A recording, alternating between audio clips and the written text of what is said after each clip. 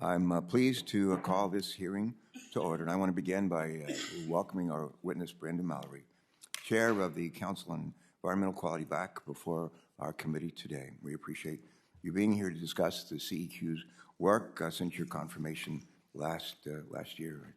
Some of you heard me, she's heard me say this before, but I know of one Delawarean who's been the chair of the Council on Environmental Quality. He's a former governor.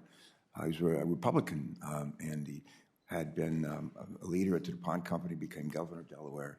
And when Richard Nixon was president, then later Gerald Ford, they nominated Russ Peterson, who served under two presidents, as chairman of CEQ. And I used to ask, I was in state treasurer, I used to ask Governor Peterson, what did you do when you were chair of CEQ? And he used a music analogy. He said, it's like when you're CEQ chairman, you're the orchestra leader. And you have an orchestra with many people playing instruments. They make different sounds, But the idea of the chair of the committee, the CEQ, is make sure that the different pieces that have, and the governor have, just like musical instruments, make sure that they play in harmony. And that's the way he described it to me. I think it's a pretty apt description. So the orchestra leader here today is Brenda Mallory, and we welcome you. We also thank you for celebrating Earth Day with us in Delaware last month. Your visits to Delaware State College and Delaware State University, and Delaware Technical Community College made a real impact on everybody we met, especially the kids, large and small. But they ran the gamut for everything from kindergarten to doctoral programs at Delaware State University. And you're welcome to visit us in Delaware at any time. Thanks for coming. Since the moment that he took our office, President Biden has made leading our country out of the greatest economic downturn since the Great Depression, as well as addressing climate change and advancing environmental justice, top priorities of his administration. The role that CEQ plays in achieving these goals cannot be understated, but it's not well understood by a whole lot of people. CEQ ensures, as I mentioned earlier, that federal agencies work in harmony to protect our environment and to improve public health, which is critical to reaching a nurturing environment for job creation and job preservation. We're always interested in how do we don't create jobs in what we do, but we help create that nurturing environment, and CEQ plays a vital role. With more than 8 million Americans back to work since President Biden took off, that's a lot of people working that weren't working a year ago. It's clear that CEQ's urgent work is not stymieing economic growth. Earlier this year, the fourth National Climate Assessment made clear that nations throughout the world must dramatically and urgently reduce emissions if we're to avoid the most devastating impacts of climate change. Driving to the train station this morning, I was hearing the kind of problems that they're having in New Mexico, fires, wildfires, and really devastating stuff. That is just another example of what we face. These impacts are already being felt in communities in the United States and across our planet, showing us just how vulnerable we are to climate change and extreme weather. This last week, we saw, I don't know about where y'all live, but on the East Coast, we had 4 days of rain, saw some of that in Washington, and produced flooding in places where, frankly, it doesn't flood a whole lot, including Delaware. But prior to that, in the last year alone, we witnessed record heat waves in Oregon, where only a third of households have air conditioning. Think about that. Wildfires burned millions of acres in California, Montana, Arizona, and other western states. The same hurricane that knocked out access to power and water for 1 million people in Louisiana and Mississippi then went on up the East Coast to produce flash floods in New Jersey and New York.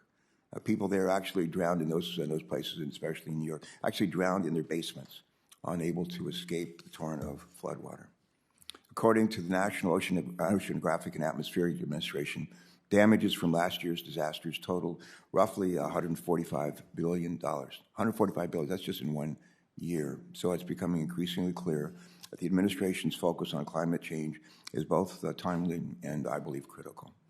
Addressing the long-standing environmental inequities in our nation is equally important and also linked to climate change. We know that while climate change threatens to disrupt all communities and affects all aspects of our economy, it poses unique threats to communities that are already vulnerable. In other words, Americans living in lower income and marginalized communities have less ability to prepare for and recover from extreme weather. The least among us have the most to lose from inaction on climate. And that's why our federal agencies need to address these twin goals of climate action and environmental justice together. Fortunately, we have an important tool to improve federal analysis and decision-making, and that is the National Environmental Policy Act, known as NEPA. NEPA established the Council on Environmental Quality in 1969, and this was done in part to provide agencies with high-quality information on the environmental effects on their proposed actions. Over the years, we've made a number of adjustments to NEPA. It's not exactly the same as it was in 1969. We've made some tweaks and I hope improvements, ensuring that the law functions as intended while also not being overly burdensome to industry. Early this year, CEQ finalized revisions to the rule that implement NEPA. This restored critical protection under NEPA and also provided agencies and other stakeholders with greater certainty as they began to implement the programs created under the bipartisan infrastructure law, which has its roots, its origins literally in this room, in this committee. These revisions will ensure that agencies consider the cumulative impacts of a project, such as the implications for climate change and the question of whether the impact is on a community that's already vulnerable. CEQ also has been coordinating efforts across the federal government to improve the federal permitting process for clean energy technologies, such as carbon capture and sequestration, something that several of us are very much interested in. And today, we look forward to hearing more about those efforts from our witnesses. I would also be remiss if I didn't set the record straight with respect to the Biden administration's policy actions and gas prices in our country, something about which there's a fair amount of controversy, as we know. But the last time I checked, the United States is still the top oil and gas producer in the world, producing more than we consume. And with more than 9,000 unused approved permits to drill offshore, the oil and gas industry, not the federal permitting process, bears more than a little responsibility for the current level of domestic production, but we can get into more of that later. In addition to its permitting efforts, CEQ has also been hard at work delivering on the administration's promise to prioritize environmental justice and equitably distribute the benefits of climate actions. As part of that effort, CEQ has released a draft version of its climate and environmental justice screening tool, helping agencies better identify underserved or overburdened communities. And they've also recently hired, I believe, a new director of environmental justice to oversee this important work. CEQ has also established sustainability goals for federal buildings and other federal procurements and launched a $1 billion effort known as the America the Beautiful Challenge. The America the Beautiful Challenge to support conservation and restoration projects on federal lands. All this demonstrates, I believe, that the administration's commitment to leading by example when it comes to doing what is good and what is right for our planet. And so we're looking forward to hearing from you, Madam. Do people call you Chair Mallory? What is your official title? Pardon? Sorry. Yes, they do say chair if I'm not able to stop them. All right, well. All right, Ms. Mallory, we're delighted on the critical efforts that you're leading and whether CEQ has the resources it needs to effectively carry out your work. And before we do that, I'm going to turn it over to our ranking member for opening remarks and to get us started. We have a Delawarean, Greg Williams, who's been nominated to serve on the Federal District Court in Delaware. I'm introducing him in about 5 minutes on the Judiciary Committee, so I'll rejoin you shortly. And in the meantime, I leave you in good hands. All right, take care. Thanks so much. Thank you, Mr. Chairman. Thank you for leaving me in charge. And thank you for holding today's hearing to conduct the oversight on the Council on Environmental Quality and CEQ, and thank you for coming with us today. Chair, I know that both you and I are very proud of this committee's monumental achievement of developing and reporting surface transportation and drinking and wastewater legislation unanimously last year. And we're also very proud that when those bills became law at the end of the last year as part of the Infrastructure Investment and Jobs Act, IIJA, and soon hopefully our water legislation, which we passed last week out of committee unanimously, will also join that IIJA into law. A top priority for all of us in the committee is to make sure the programs and authorizations we carefully negotiated move from being words on a page to progress to projects on the ground. If IIJA is implemented as Congress intended, we will develop modern roads and bridges to connect rural communities, critical water infrastructure projects to create access to clean water, improvements to our transmission system to ensure that access to reliable and affordable power, and the development of natural gas pipelines and other energy projects to ensure fuel for both here and exports abroad, a need that has been made all the more real by the Russia war in Ukraine. The funding and authorizations provided by IIJA will propel development, but those projects must also complete environmental reviews and secure federal permits before shovels can actually go in the ground. In that legislation, we also recognize that the status quo for NEPA reviews and permitting has been unacceptable. So a 2020 CEQ report found that the average environmental impact statement took 4.5 years to be completed. We know that some projects can take up to 10 years to get through the NEPA permitting process. Congress explicitly directed streamlining of environmental reviews for transportation projects, particularly by codifying the one federal decision policy for certain transportation projects.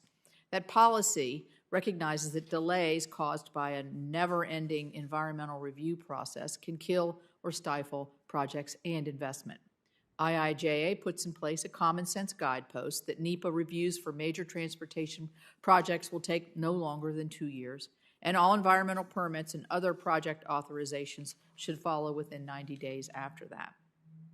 A clear project timeline will help to plan, finance, and construct transportation projects within the 5-year authorization window for the federal highway programs. Congress's clear intent, both in the highway bill and in other portions of the IIJA, such as the permanent reauthorization of the Federal Permitting Improvement Steering Council, was to ensure projects are completed faster so that the American people can benefit from the investments. As the agency charged with overseeing implementation of the NEPA Act, as well as the agency that serves as an environmental coordinating hub administration-wide, CEQ can play a unique and instrumental role in implementing Congress's goals. CEQ could institute environmental rule review and permitting efficiencies that can make the IIJA implementation a success. I will say that nothing that I have seen coming out of CEQ assures me that this is what's going to happen. Certainly, improving NEPA efficiency does not appear to be a priority. Instead, CEQ seems very busy implementing executive orders that direct CEQ to manage and develop countless new administration-led policies not authorized in statute, from coming up with an environmental justice screening tool to be employed administration-wide, to managing new federal efforts to transition all government cars to electric vehicles in an unrealistic time frame. CEQ is bogged down with activities imposed by the president unilaterally, and even then, CEQ can't even keep up with the president's own timelines. For example, the draft environmental justice tool was not released until this February, which is actually 5 months after the president's self-imposed deadline. In the meantime, CEQ has not provided, I don't think, adequate attention to actually implementing NEPA. The one major action related to NEPA has taken, I do not believe will speed up projects. Last month, the CEQ rolled back 3 key reforms made to NEPA under the Trump administration. CEQ proposes to put the federal government in charge of deciding the project's purpose and need. CEQ would encourage individual federal agencies to layer on additional review requirements, and CEQ is directing agencies to bring in cumulative and indirect impacts that will have the effect of putting the thumb on the scale against certain projects. In doing so, CEQ has only amplified ambiguity and uncertainty that we're trying to get around within the NEPA review process, which will slow down our project delivery.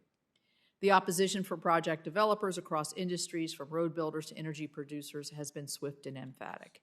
Their message is clear. Why is CEQ making the NEPA process more difficult, not faster and clearer? CEQ has shown no willingness to expedite the review and permitting review process for CCUS as directed by Congress in the Use It Act.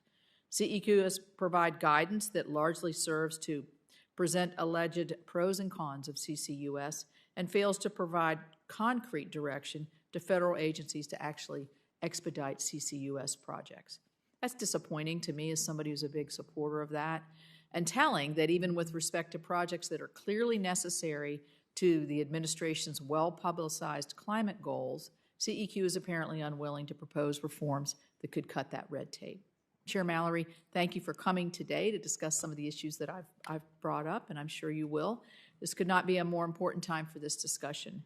Just this morning, the administration has released an action plan for expediting permitting decisions, and I look forward to learning more about that plan, as well as how the administration will implement the project delivery improvements enacted by Congress. The actions the administration takes now concerning environmental review and permitting will determine the implementation of the IIJA, the Use It Act, and other recent legislation, how it delivers to the American people the infrastructure improvements that Congress intended and that they deserve. I look forward to today's hearing, and I will turn it over to you, Chair, for your opening statement. Thank you, Senator Capito, and also thank you to Ranking Member Carper. It's a pleasure to be here.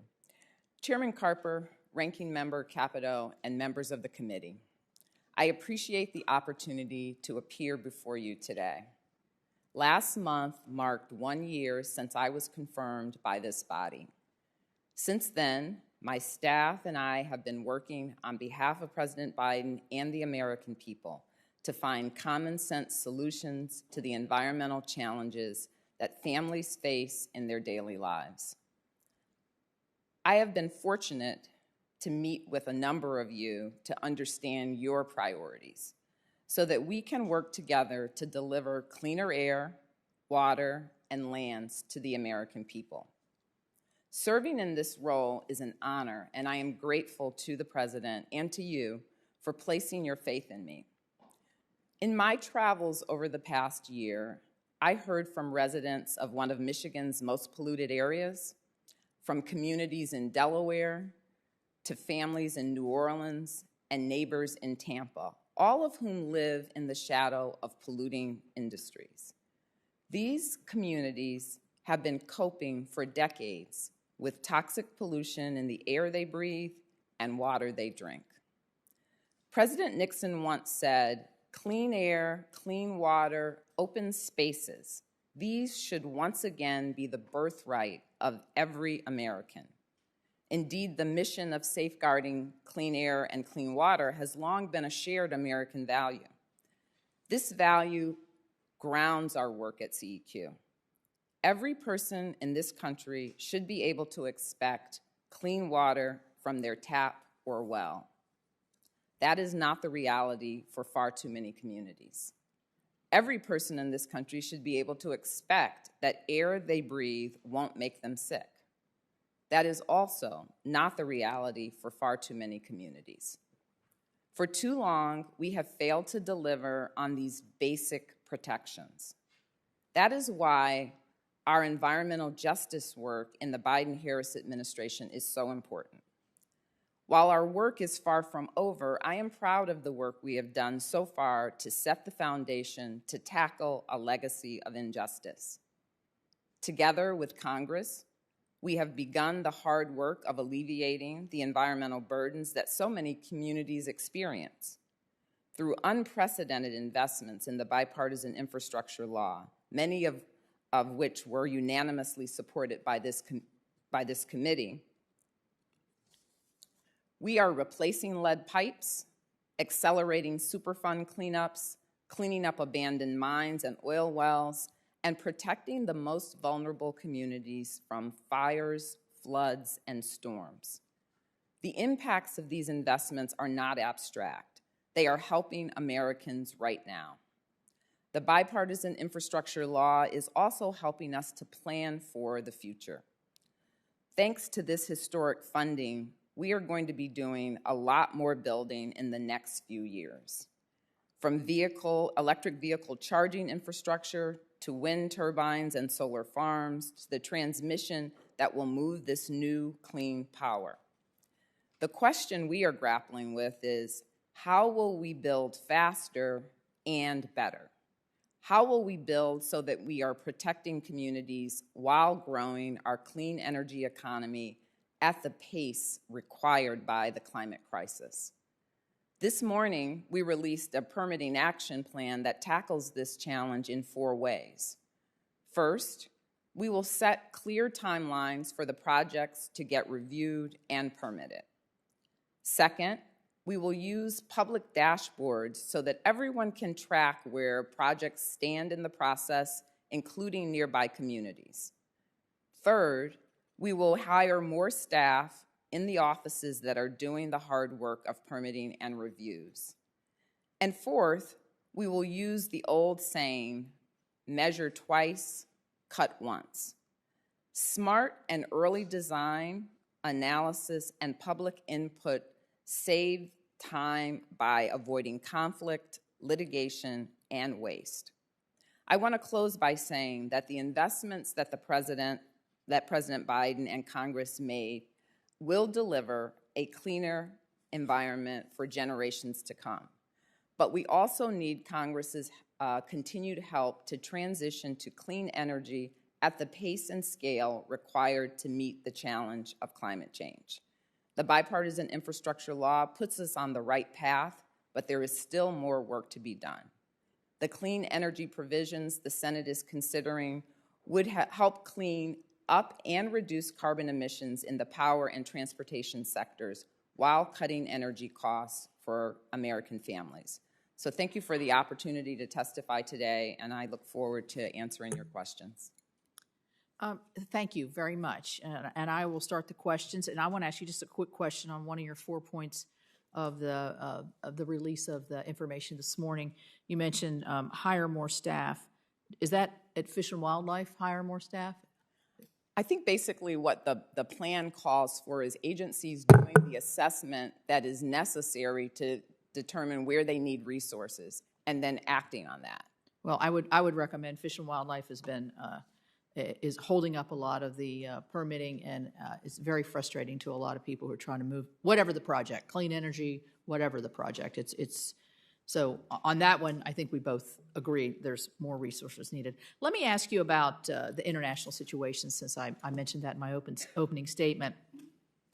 We see that the unprovoked invasion of Ukraine has really, I think, put a light, and the President has talked about this, on the need for energy security both here and abroad. And the President has mentioned the ability of the United States to help with liquefied natural gas and things of that nature to help Europe become less dependent on Putin. So I guess, would you agree that we must immediately act to replace Russian imports into Europe with American-made energy? Do you agree with that? Senator, what I would say, the President has been clear that the Ukraine situation and Russia's unprovoked action causes us to look at our the current crises that we were already dealing with, and the climate crisis being critical to that, to assess how we take action that helps the Ukraine situation but doesn't undermine our overall goals for climate action. Well, I was going to ask next, have you taken any specific actions to strengthen our energy security, increase our domestic energy production to meet this, and export more? I think the answer to that is no. I think the answer, Secretary Capito. Well, I'll take it. Secretary Senator Capito, is that what we are trying to do, as I said, is find that balance so that the President can continue to provide the support that Ukraine needs, but that we don't lose track of our overall goals to address the climate. Well, I guess I'm talking less about Ukraine at this point, although there's certainly in our hearts and minds, and where we're going to be passing in probably a very large package to help them. I'm talking about the rest of Europe, who is now held hostage to Putin and his natural gas supplies. Let me ask you this question on the permitting issue that I've talked about with the IIJA. Does this run into conflict with some of the goals that you've set forward in terms of a 2-year timeline, a 90-day repeat, shortening the time of the projects? How do you see those working in conjunction with one another? Because I feel as though you could create a conflict there. Yeah, well, first of all, thank you, Senator. I appreciate that question. I mean, one of the things that I have been trying to do, consistent with the President's goals from the beginning of my time at CEQ, is find a way to meet the multiple goals that the President has set before us.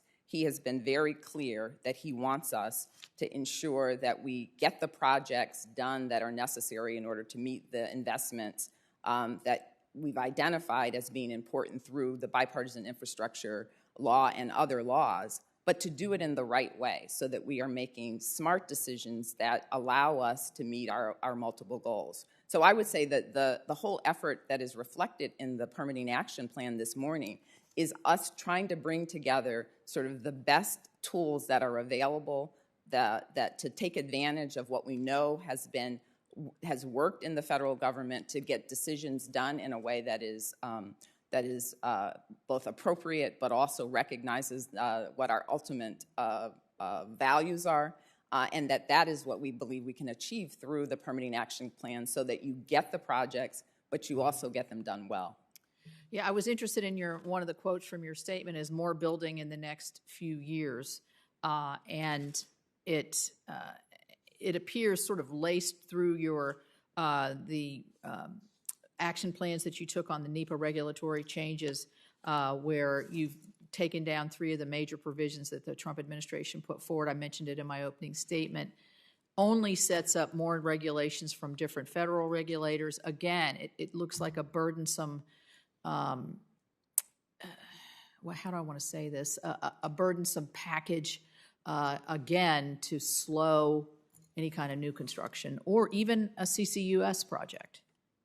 Well, Senator, I guess what I would say, thank you for that question. One of the things that the work that we did in the NEPA provisions was focused on is making sure that we're able to do the analysis that effectively determines what are the impacts that a project is going to cause.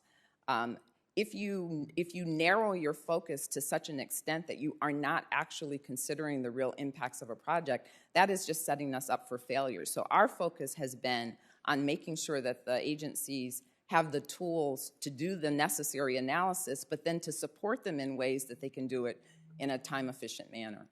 Thank you. I'm going to go to Senator Cardin. Is he on WebEx? I'm with you. Thank you, Madam Chair. And let me thank our witness for your work. The infrastructure bill is a once-in-a-lifetime opportunity for this country. So your role is critically important to make sure we do it right. We were very clear that environmental justice is one of our goals in regards to how we rebuild our infrastructure in America. I was proud that included in this bill was the removal of lead from our water pipe systems, that we have reconnecting communities that have been divided by highways that were destructive to the residential communities. And the list goes on and on. We have resiliency into this, et cetera.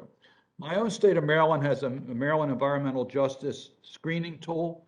You have the White House Climate and Environmental Screening Tool that's available. Let me ask you how you intend to implement the use of these tools with the opportunities that we have with the infrastructure bill to make sure that we are sensitive to the community's needs, that we recognize that the communities that have been hit the hardest as a result of climate change have been low-income communities. The communities that have been hit the hardest in regards to our efforts to build interstate roads have been our low-income communities. How do you intend to use this opportunity to make sure that, in fact, we carry out our commitment for environmental justice? Thank you, Senator. I appreciate that question because the work that CEQ is doing has environmental justice kind of squarely at the center of our priorities. And what the president has directed in the early executive orders, including the specific direction that we do a screening tool, is that we use the tool to help decide how we prioritize the allocation of resources and benefits to communities, to make sure that the folks who have been underserved in the past, whose communities have been underinvested in, are among those that receive the benefits of the federal investment.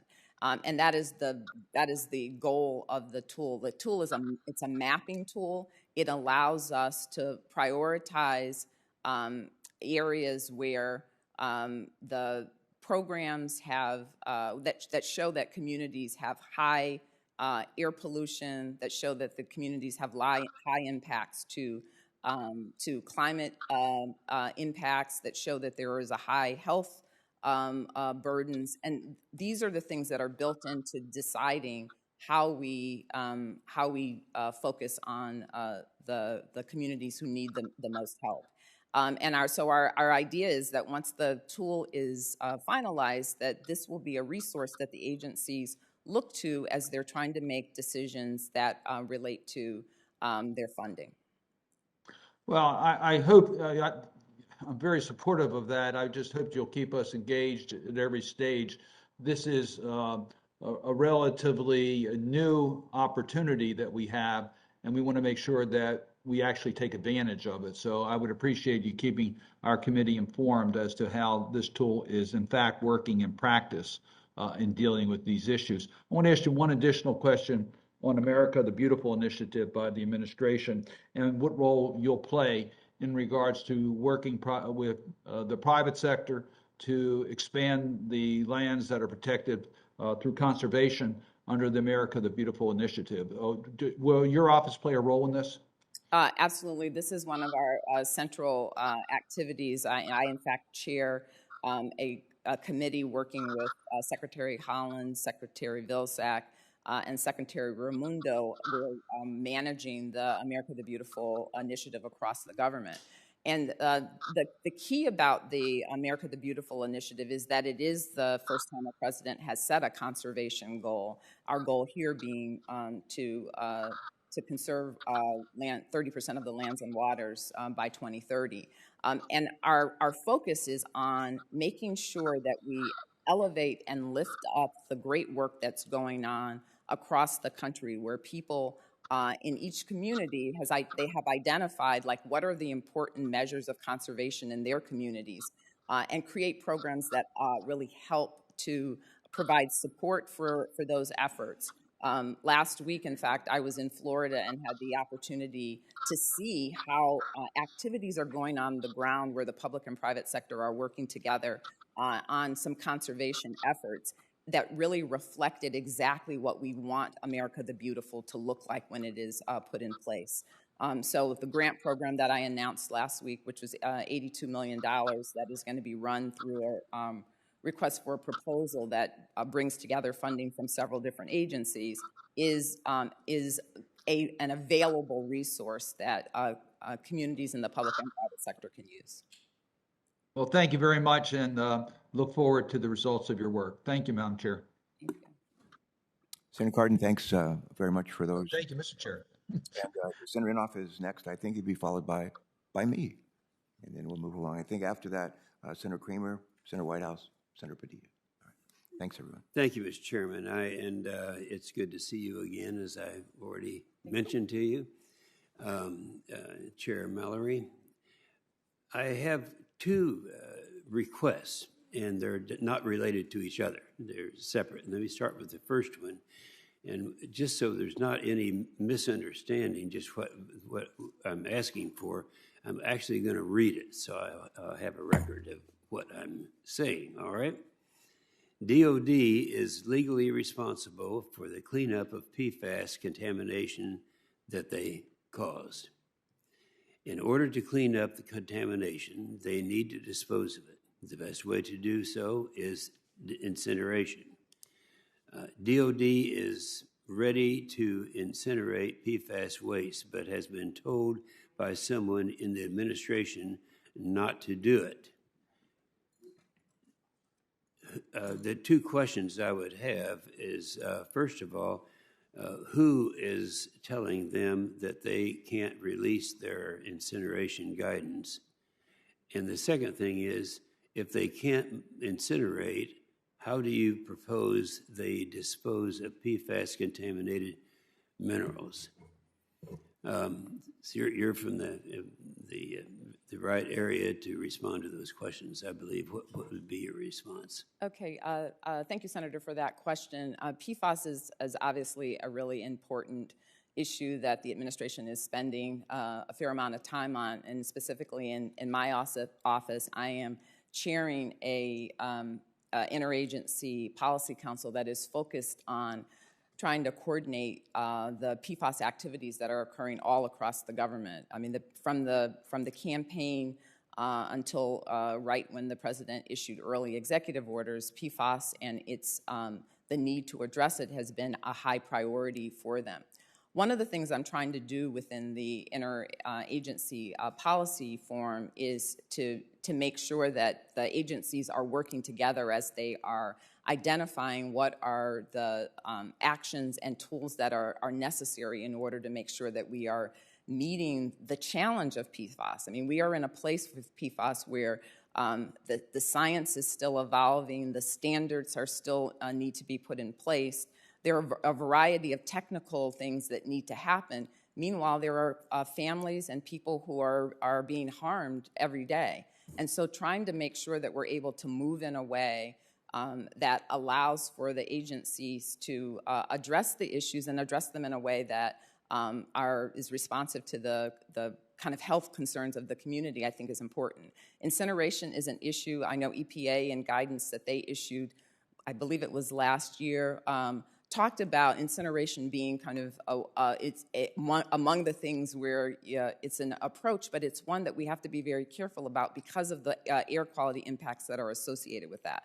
And so I know we are talking to DOD about the studies that they have underway and getting additional information about the work in incineration and PFAS, and that is part of an ongoing discussion. It's my understanding that New York has already crossed that bridge. They've made a statement as to any dangers having to do with this, and so that study has been going on, I assume, for quite some time, and so I just want to find out when this is going to be resolved. I mean, right now, if you leave it the way that you're stating it there, that it's something you don't like in the first place, and therefore it's going to take you a while, I guess. Oh, how long is this going to take so that you'll be able to clean this up? Well, so first of all, Senator, I think we are spending real effort in trying to get the agencies to work together around this issue. I think but your agency is an agency that has the responsibility to resolve this problem. And what I'm saying is that we're gathering the information that will make that possible. The New York study that you made reference to, I think that there are other studies that we are not able to make available at this point that DOD has done, and we want to see what those studies look like, which I think will be this summer. So if this is the only study that has been, is this the only study then that has been publicized? I don't know the answer to that question, but I'm happy to get back to you on it. Well, there's not a lot of time to get back because we have to do something with this. Right now, nothing's being done, and I came to this meeting because it's apparently the White House that is stopping this or delaying. Is it being stopped or delayed? Can you inform me as to the status of this? What I can say about it, Senator, is that we are having conversations with DOD about this guidance. I did not perceive us as stopping or even delaying that, but we are having conversations with them about what is their plan and what's necessary to address this issue. But aren't you precluding them from doing the cleanup? What I asked DOD to do was to pull together the information so that we can have a briefing for everyone about what their plan is. I did not preclude them from doing anything. All right, then when will that, give me a time frame of this. This is an inconvenience, as you understand, for DOD. We have things that we need to be doing, and we need to be using this technology that has been acceptable, and we just want to get to the bottom of where we are today, how much time it's going to take to accomplish the different things you are trying to determine, and where we're going to be with this. Well, again, thank you, Senator, for the question. I will definitely get back to you with what the status is. I will say that DOD actually was arranging for, and I think we were assisting in arranging for a meeting. I'm not sure if it's scheduled yet.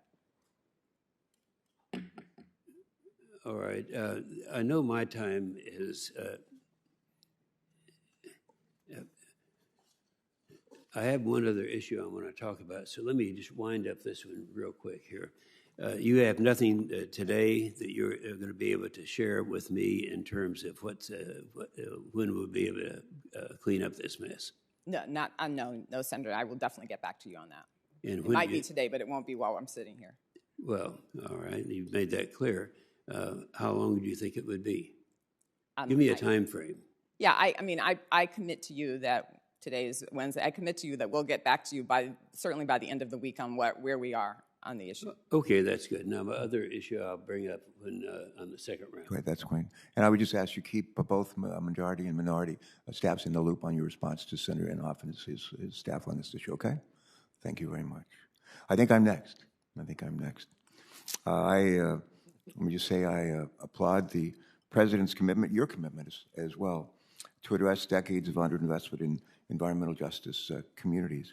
President Biden's Justice 40 initiative sets a lofty goal of delivering 40% of the federal benefits from a variety of programs to low-income, disadvantaged, and minority communities. At the same time, Biden administration, under your leadership, has proposed a climate and economic justice screening tool to help agencies identify disadvantaged communities and address historic injustices. With that said, meaningful historic changes are hard to make overnight, as you know. Here's my question.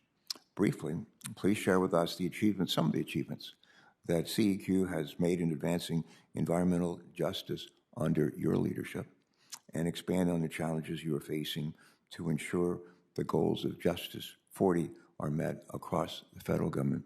And if you'd like to suggest a couple of ways we can be of help, please let us know that. Go right ahead.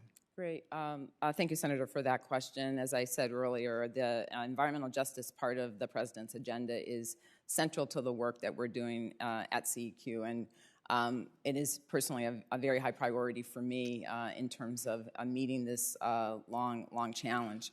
Under the President's direction, there are a number of things that we were directed to do in order to really put in place the infrastructure that would allow us on a regular basis to think about, to make sure that we are considering what the impacts of federal actions are on all communities. I mean, ultimately, what we want to achieve in our environmental justice work is an assurance that every American, no matter where they live, can count on having clean air, clean water, and healthy communities, and that we are doing our part as federal servants to try to deliver on that. So the President instructed us to create a White House Advisory Council in which we have a regular interaction with 25 experts and academics in the field who have been working in environmental justice for many years, to get their input, their reaction about things that need to be addressed as part of our policy making. We created a White House Environmental Interagency Council so that the senior leadership all across the agencies comes together and has an opportunity to discuss what's each agency doing to try to meet the President's goals, and how we collectively can work together to make sure that we are accomplishing the mission. Then the creation of the Climate and Economic Justice Screening Tool is obviously one of the central pieces to help us deliver on the President's commitment to do a Justice 40 initiative, which is the 40% commitment. And the way that we're carrying that out is to finalize the tool, but then working with all of the agencies as part of Justice 40 to make sure that they have the approaches for identifying how within specific programs they would need to make adjustments in order to carry that out, what the methodologies are, what the best benefits are. So all of that work has been going on since July of 2021.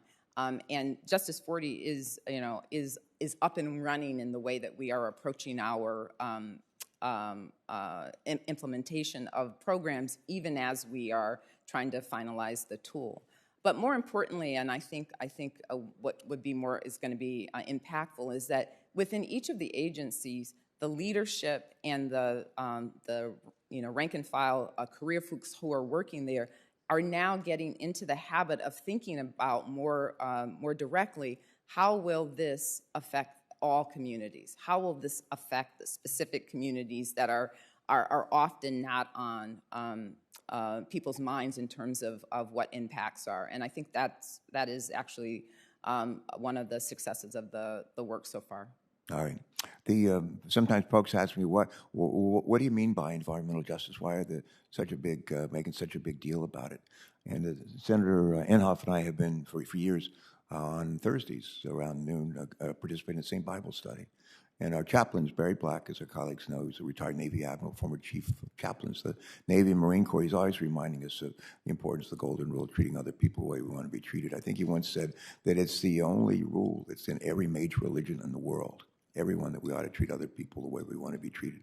And I think that certainly applies with respect to clean air, clean water, and protection from all this climate crisis that we're witnessing. So thank you. With that, my time's expired, and I'm going to yield happily to Senator Kramer for his questions. Thank you. Thank you, Mr. Chairman. Thank you, Chair Mallory, for being here. Again, thank you for the hearing, Mr. Chairman, and thanks for teeing up that question, because I want to elaborate on it a little bit, ask you to as well, because I'm looking at the White House Environmental Justice Advisory Council's Justice 40, some of the conclusions that they drew, and it's going to get me to my first question. Some of the conclusions, for example, examples of the types of projects that will not benefit a community. Here's a list from your fossil fuel procurement, development, infrastructure repair that would in any way extend lifespan or production capacity, transmission system investments to facilitate fossil-fired generation or any related subsidy, highway expansion, that certainly wouldn't help any community, road improvements or automobile infrastructure other than electric vehicle charging stations. Really? Industrial scale bioenergy, God forbid that would happen in a community. That certainly wouldn't be good. So, critical to me in these discussions. So around social justice and what's not good for the community. I've been participating, a number of us have, in a bipartisan discussion right now as we speak these weeks on trying to find a bipartisan energy environment and energy climate plan that we could agree on, that would forward reliable power, whether it's for vehicles or for electricity, at the same time meeting certain goals. I think you've been talking in circles, frankly, but I think I understand you just try to find a balance. You're talking about balance, right? We have demands. We have an economic demand. We have national security demands. We have Europe pleading with us for our natural resources because they've voluntarily cut themselves off of Russia's natural resources. But critical to all of this, in my mind, is a prioritization of commercialization of emerging technologies. Emerging technologies, particularly in the power sector, that would also reduce emissions. Technologies like carbon capture, utilization, and storage, listed as one of the things that don't help communities, for example. Direct air capture, also listed in the White House document as something that doesn't help communities. Emission-free nuclear power generation. I don't know how you could want to advance nuclear or advance cleaner energy and not be for nuclear. Anyway, so I want to remind you that President Biden's emission goals say that carbon capture, utilization, and storage, and nuclear are critical components to reaching the targets. And then you have this Environmental Justice Advisory report stating they believe CCUS will not benefit communities. And CEQ says environmental justice considerations must be incorporated into all permitting decisions. Some who see these really are left with some pretty obvious questions. Does the administration actually support CCUS and nuclear? Do they actually support all communities, or are there only certain communities? And if so, why are they simultaneously making it harder for these types of projects to get permitted? Help me find the balance here. Yeah, I mean, so first of all, thank you for the question, Senator. I appreciate what you're struggling with. I mean, one of the things that the president is trying to do through the environmental justice work, and I think was critical in his interaction with the communities during the campaign, and that was reflected in early executive orders, is he wants the authentic voices of communities to be heard, to be elevated, to be part of the conversation.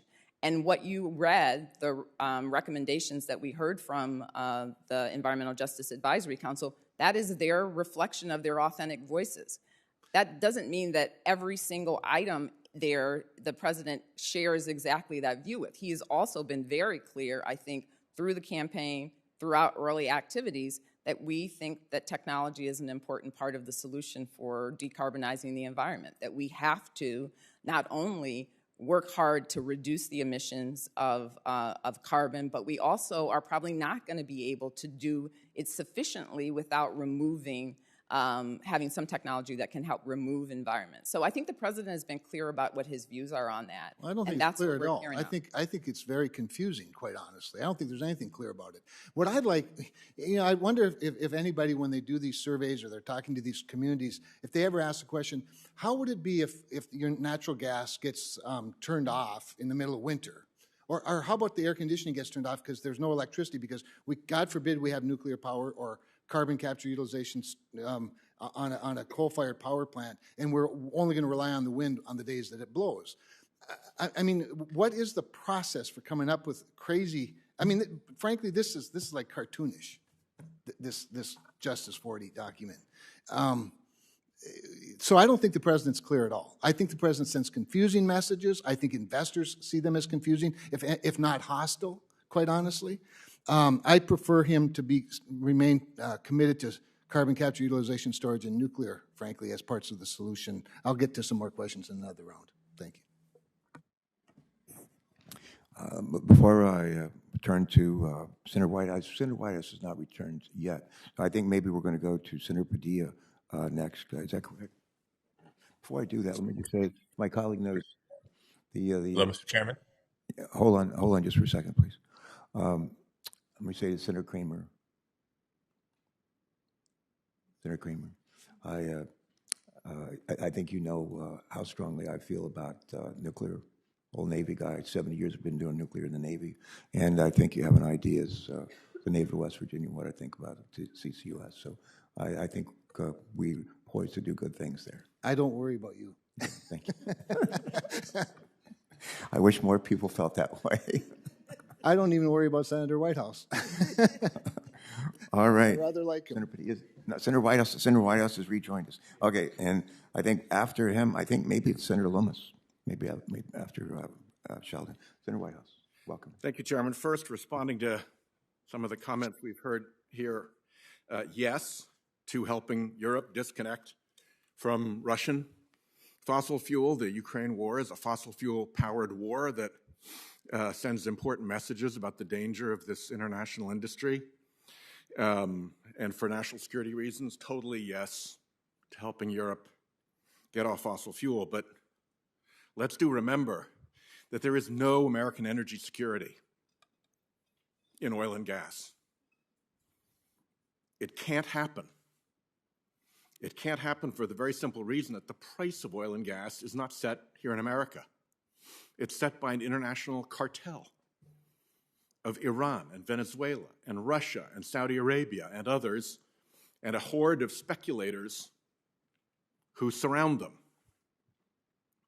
And every day the American oil and gas industry has the choice whether to set their prices based on their cost of production here in America, or whether to ride the cartel prices way up into the stratosphere and pocket billions and billions and billions of dollars in excess profits, and every day they choose that. We could knock $1 off the price of gasoline tomorrow if President Biden had the authority to, and they'd still make money. That's how grotesque the excess profits are, and it's a choice that the oil and gas industry makes, not to follow market price based on cost of production, but to follow international cartel price. And I hope we take a good hard look at that in the future. With respect to carbon capture, a place where we have done a lot of good work in this committee, First of all, thank you for your interim guidance. I think that's a very good start. We need carbon capture for the very simple reason that we're going to miss the 1.5 degree safety threshold. We are going to overshoot, and going to zero carbon doesn't get you back once you've overshot. So we need these technologies, we need to develop them, and we also need to make sure that communities that have been burdened by pollution understand that this is not another end run around their concerns. So thank you for your focus on environmental justice. Thank you for the screening tool, which I've used for Rhode Island. It's very accessible and easy to use.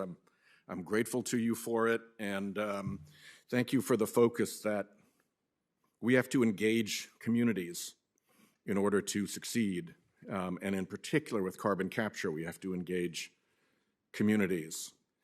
I think the question of NEPA reform and moving forward efficiently is a very important one. To me, the lesson is the sooner you can engage the conflicting uses, the better. We did this with offshore wind in Rhode Island, as you may know. We had a very good process that got all the users together with really good data from University of Rhode Island. And because our process was good, we got the first steel in the water, the first electrons on the grid. We showed that you could site offshore wind in America. And now there's this explosion that President Biden is counting on for 30 gigawatts of clean and renewable energy. But it's going to happen a lot quicker if you get the lesson right, which is that all the conflicting users have to be brought together as soon as possible. I don't know if you've been following what BOEM did, but they got off to a terrible start with Vineyard Wind. It stubbed the toe of the whole offshore wind movement because they had not done that. They had not gotten everybody in the room who was a conflicting user. They had instead tried to roll communities. And now, with the progress going forward, BOEM has been better. They've moved the conflict identification forward. The New York BITE process has been much, much, much improved. So we're really, I think, gaining ground. But to me, the lesson is that the process can't be one that is designed to steamroll communities and people who will be victims of pollution, but one that hears them early so that their concerns can be taken into consideration as quickly as possible. And I hope that's the theory that will guide you. We are trying to improve carbon capture and carbon removal by creating a market for it. As you know, it's free to pollute. The fossil fuel industry fights incredibly hard every day to make sure that it's free for them to pollute and dump carbon dioxide into the atmosphere in tons and tons and tons and tons and tons, and let everybody else pick up the tab for those bad effects. So we'll be launching very soon a bill to give the Department of Energy a role buying carbon removal to jumpstart the market and move these technologies forward in addition to the 45Q support that we've given. And I hope you'll take a look at that bill, and I hope you can round up administration support for it. It's called the Federal Carbon Dioxide Removal Leadership Act. So with that, congratulations to you on the CCUS work, congratulations on the environmental justice work, congratulations on the screening tool, and good luck making sure that our regulatory siting issues are dealt with in a way that does not steamroll local communities, but rather efficiently resolves the conflicts that they inevitably produce. Thank you. Thank you so much, Senator. And I would just like to emphasize that the permitting action plan that we issued this morning is designed to do exactly what you're saying, is to take the best lessons that we've learned, to use the senior leadership across the government to work together to make sure that we are organizing our work on individual actions to bring people together and resolve issues. I think that's hugely important.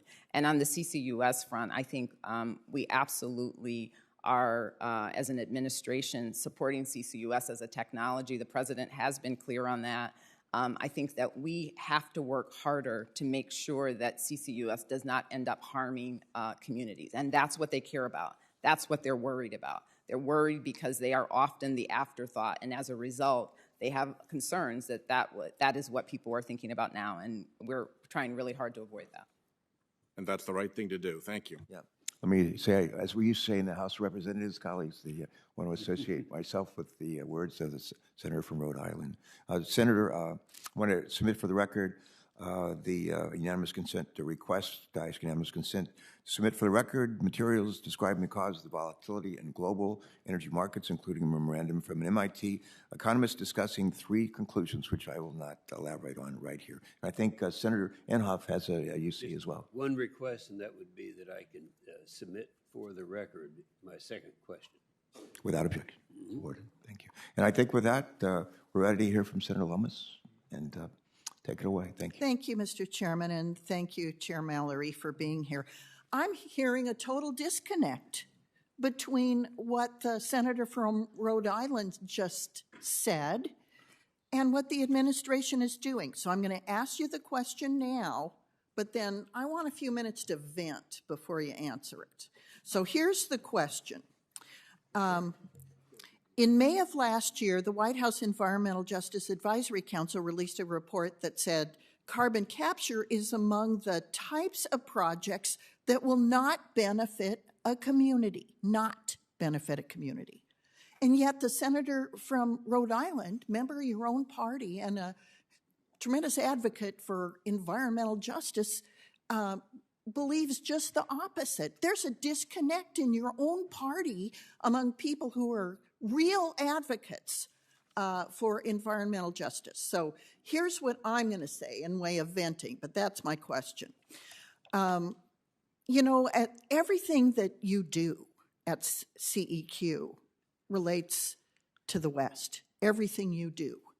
And it makes a difference for us on whether we have enough electricity in our homes via transmission lines. It impacts our ability to fight wildfires, to commute to work on road and bridges in massively large states. So it's a huge consequence. It's because of NEPA that I wanted to serve on this committee. It is that important to our state. It affects us that much. So I'm really disheartened by this administration's actions in rolling back what were common sense reforms made by the last administration. So let me paint a picture as I see it. Americans are facing the highest inflation in 40 years. The cost of the average household of this inflation is $5,200 annually. There's this sense of frustration and doom, and some say magical thinking about inflation as it relates to the way this administration looks at it, and that was reported in Bloomberg yesterday. Gas prices hit a brand new record high.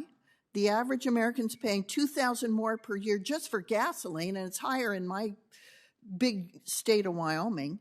Americans are looking at the stock market and their 401ks with horror. On top of that, our nation is facing a supply chain crisis. There's a nationwide shortage of baby formula.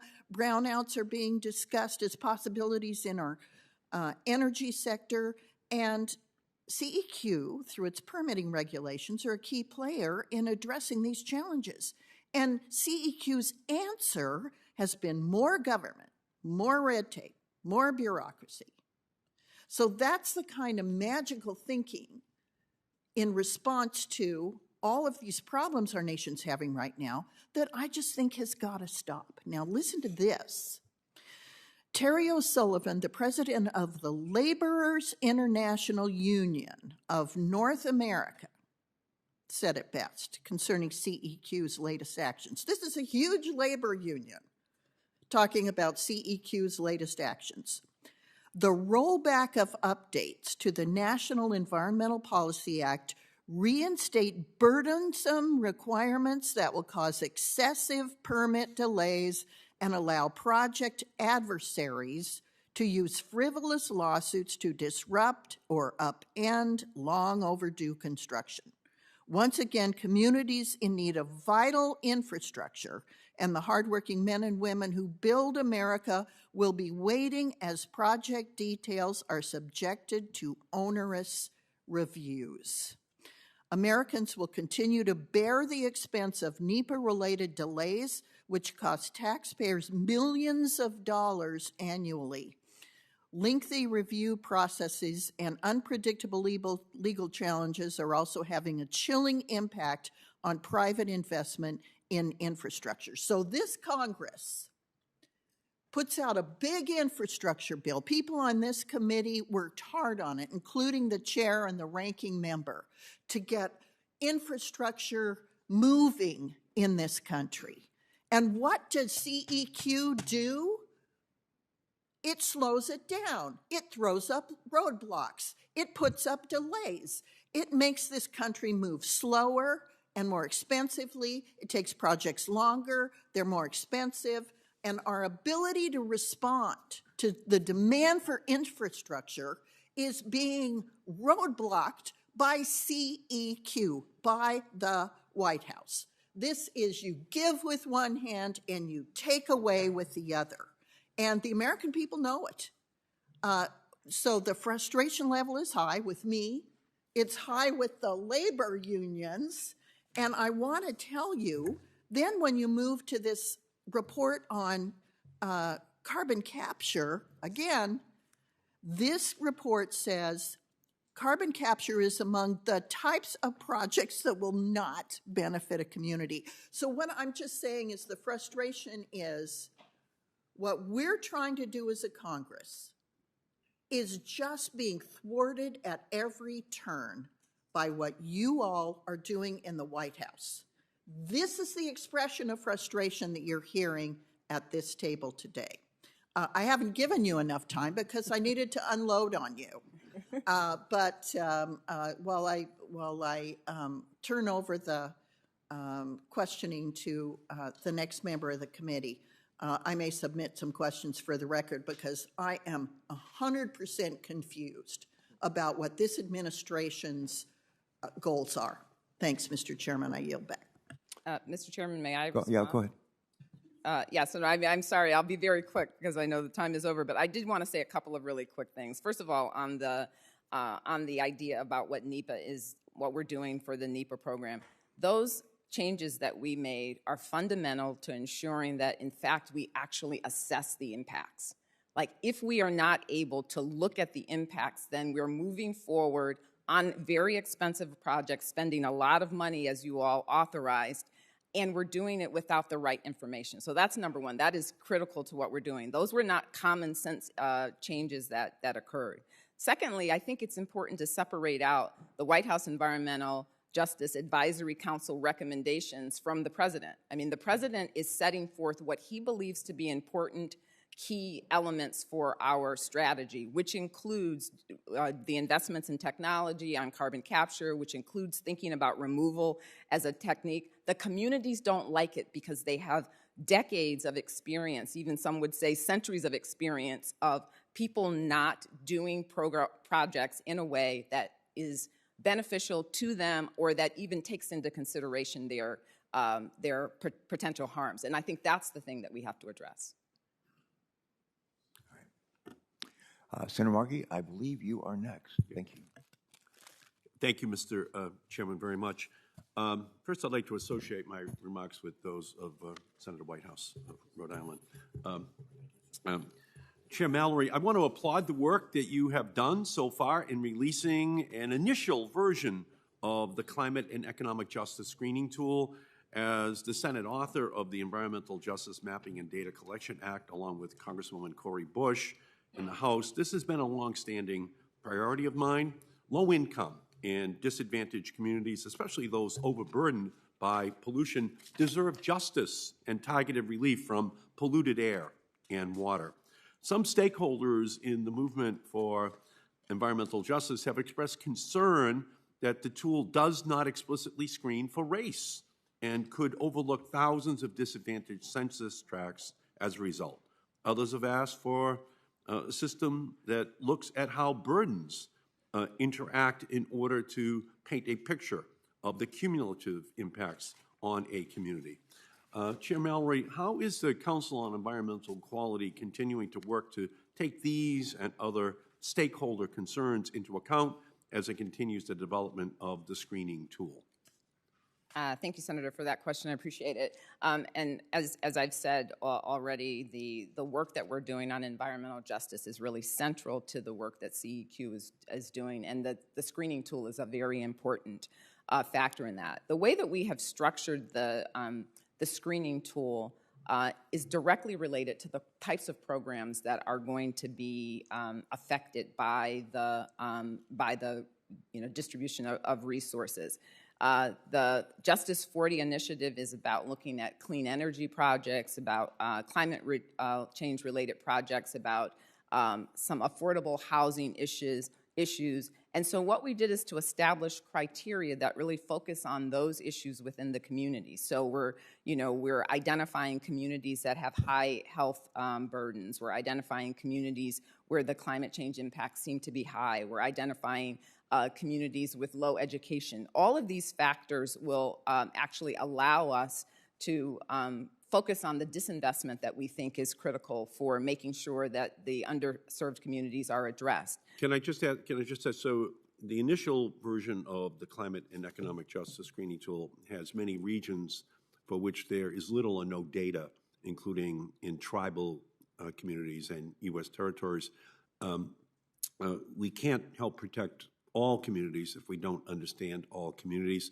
So are you now going to be filling in the gaps to make sure that all of that information is in fact gathered so that those communities can be served? So one of the things that we did when we announced that we were doing the screening tool or putting out the beta version of it is that we're going to have a NAS study that is helping us with data sets. We know that there are data gaps. We went on the data, we used the data that was available at a national level to really set up the beginning of the tool, but we know that we need more data, and that is part of the effort that will go on even after we release what will be the final, or at least the operating tool. So after the information is developed, the communities are going to need more than just money or proclamations. They need a seat at the table in order to make sure the government gets this right.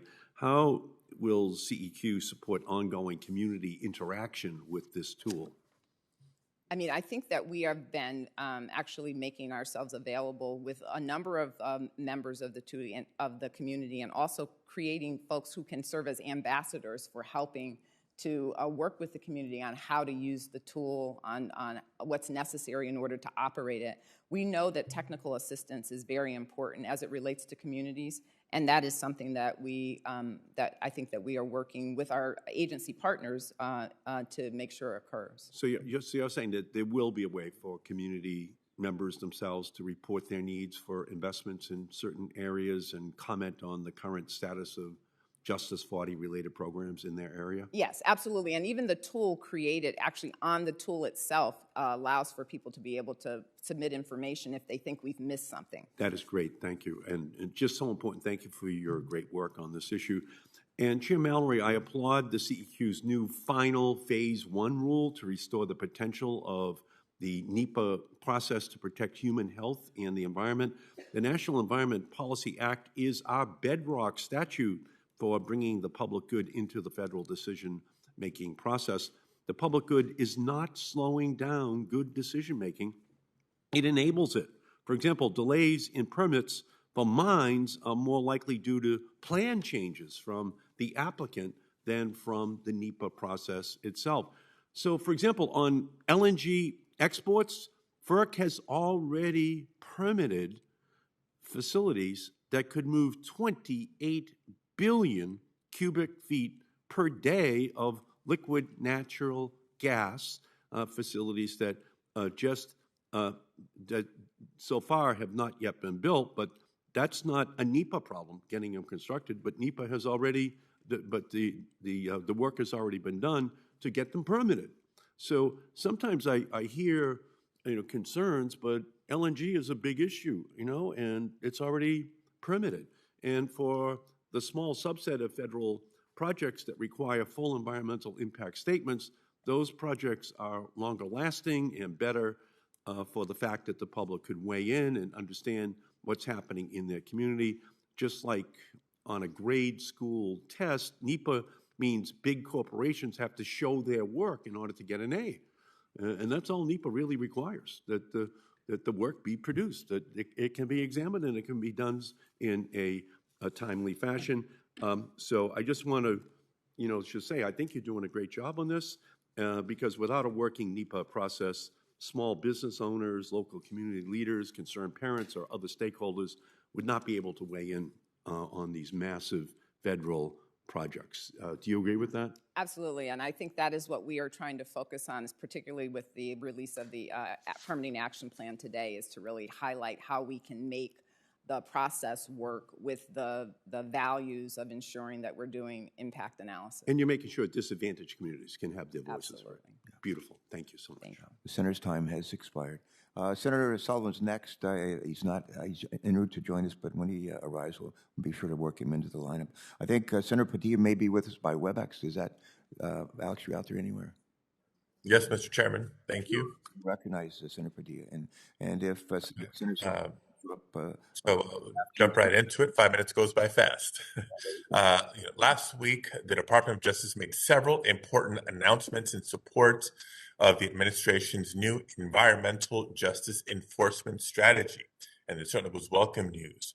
Part of that effort is one that I've been pushing for the department to do, which is to create a dedicated environmental justice office within the Department of Justice to better hold polluters accountable and to support historically marginalized communities, as Senator Markey has just been discussing. I was also pleased to see that the Department of Justice finally issued an interim final rule to restore the use of supplemental environmental projects, also known as SEPs, in certain settlements. Now, this is an important tool because SEPs serve as an essential environmental justice function. They provide tangible, real-world projects in the low-income communities of color, in many cases, who would otherwise be forced to deal with the pollution that's left behind by bad actors on their own. The restoration of SEPs is just one tool that we have in the toolbox. It's great to have it back, and we need more to correct injustices in overburdened communities. So with that being said, my question, Chair Mallory, is can you talk about other tools in the toolbox to invest in historically marginalized communities and what the council is doing to help right these historical wrongs? So yes, Senator, thank you for that question. And yes, environmental justice is obviously central to the work that we are doing. I can talk about several of the steps that we've already taken. But the underlying message as to all of the work we're doing is just trying to make sure that all communities get the benefit of the environmental protection network ecosystem that exists in this country, that everybody has the benefit of clean air, clean water, and a livable community. And so the president's direction to us has been focused on getting the voices in the White House so that we know what people are thinking, and we're doing that through the White House Environmental Justice Advisory Council. We're also doing that in every time that I go out and visit a community, I make a point to ensure that I'm meeting local representatives from different environmental justice organizations who can talk to me specifically about what they are experiencing and how they see the work that CEQ and the White House is doing and can be more helpful. So that's a very important tool. I think other agencies are doing similar things. If you are tracking any of the work that the Department of Energy or EPA or the Department of Transportation are doing, they are regularly interacting with the communities who are affected by their programs to find out how those communities are both feeling what the administration is doing and planning, but also how we as an administration can be helpful in ensuring that the work that we are doing actually has a positive benefit for everyone. And so that's a very important mechanism that we're using. And then I think within the federal government itself, the Environmental Justice, the White House Interagency Council is a really important mechanism for making sure that we all know what agencies are doing and can both use the good examples of individual agencies to encourage and inspire work around the federal family, but also to make sure that everybody is aware of how we're taking advantage of the opportunities that are presented by the bipartisan infrastructure law as an example, how we're taking advantage of that opportunity to make sure that good benefits are reached all American people. So those are the mechanisms that we're using. Thank you. Mr. Chair, with the minute I have left, I do have a follow-up question on this topic, but I will submit in writing questions as it pertains to the America the Beautiful framework and questions about inclusiveness, what we're doing to ensure input from a variety of stakeholders, questions as it pertains to PFAS cleanup that's been brought up earlier in the hearing, and federal procurement opportunities to advance an environmental justice agenda as well. But the one specific in my time remaining, talking about additional tools in the toolbox. You know, when somebody's lost or going somewhere they've never been before, we need one of two things: good directions or a map. And I put it simply there because in the state of California, the state has led when it comes to mapping tools for environmental justice with its tool known as Cal EnviroScreen. It's identifying how California communities by census tract are disproportionately burdened by and vulnerable to multiple sources of pollution. So I think it's a great model for something that we can and understand we're in development as a federal tool at the national level. Chair Mallory, can you just briefly describe how the council can help implement a climate and economic justice screening tool? Thank you for the question. And what I would say to that quickly is just that when we were developing our own tool, we very much recognize that California and New York and several other states have their own tools that are in use, and we collaborated with folks who were involved in those processes to both learn what the positive benefits we could take and sort of scale to a national level, but also some of the challenges that they've faced and how that might affect federal programs. So that is the work that has been done in California as in other states is very much front of mind on folks as they were developing the tool. Thank you very much. Thank you, Mr. Chair. All right, Senator Kelly, I'm going to ask you to wait for Senator Sullivan. It's his turn. Welcome, Senator Sullivan. You're recognized. Thank you, Mr. Chairman. And then I believe next would be Senator Kelly. I'm going to run a vote and leave the committee in good hands with the gentlewoman to my right. Thank you, Mr. Chairman, and Madam Chair, thank you for being here. I'm going to follow up on the questioning that a lot of us have that Senator Lummis started, and that's on this new NEPA reg. And I think, A, there's very much disappointment in CEQ, what they're doing with this. B, if you talk to the average governor or mayor in America, it doesn't matter if they're Democrat, Republican, I guarantee you they're against this. Mr. Chairman, I'd like to submit this Wall Street Journal editorial. If it hasn't already been submitted, How to Kill American Infrastructure on the Sly. The White House revises NEPA rules that will scuttle new roads, bridges, and oil and gas pipelines. Without objection.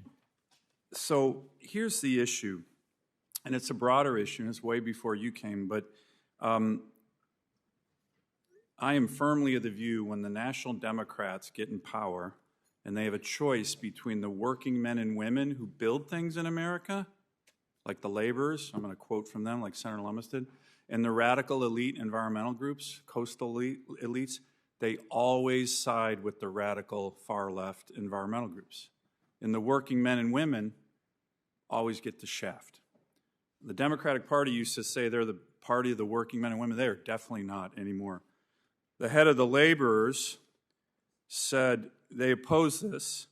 Rollback of the updates to the NEPA reinstate burdensome requirements that will cause excessive permit delays and allow project adversaries to use frivolous lawsuits to disrupt and upend long overdue construction. Once again, I'm still quoting from him, communities in need of vital infrastructure and the hard-working men and women who build America will be waiting as project details are subjected to onerous reviews. He goes on to oppose this. Why did you not listen to the laborers on this? Because you clearly didn't. Thank you, Senator, for that question. As I've been saying today, I mean, our focus and the President's focus as we are moving forward and the work that we're doing on the National Environmental Policy Act is to make sure that we're taking advantage of good science. No, that we no. are You doing guys, analysis. let me interrupt. I'm sorry, but you guys always fall back on science, and it drives me nuts. Let me give you another example. The National Petroleum Reserve of Alaska, set aside by Congress for oil and gas development. 2 weeks ago, through an executive order, you took half of that off the table. Almost 8 million acres of some of the most prospective oil and gas land in the country. It's not even controversial. You guys took it off the table. You cited science. It's ridiculous, okay? So don't fall back on science, with all due respect. Why did you not listen to the laborers who clearly oppose this? What about the statement from the laborers did you disagree with?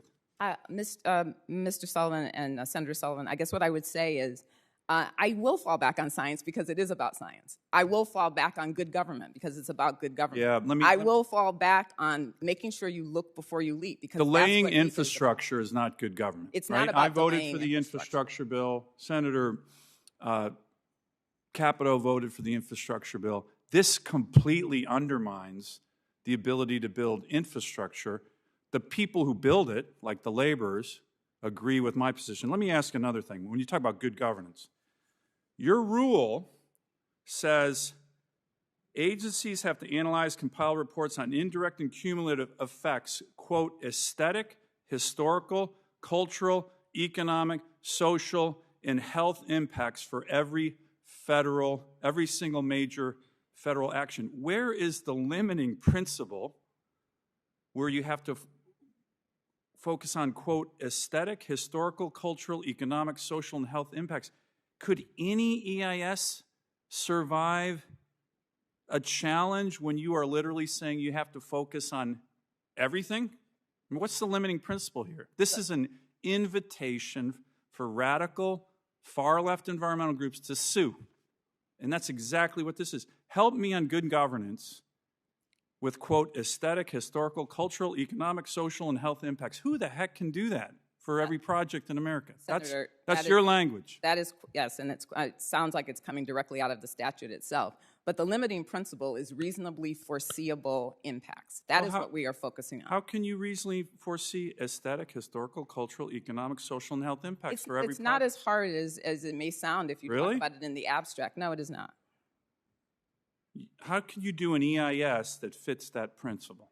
It's done every day, Senator. I mean, there are professionals who know the environmental area and how you do an analysis, and it's Let done me just every ask day. one. I'm sorry, I'm out of time. I'd like to go back to the question is, why did you ignore the laborers' very significant, substantial comments? These are the men and women who are going to build America infrastructure. They know what they're talking about.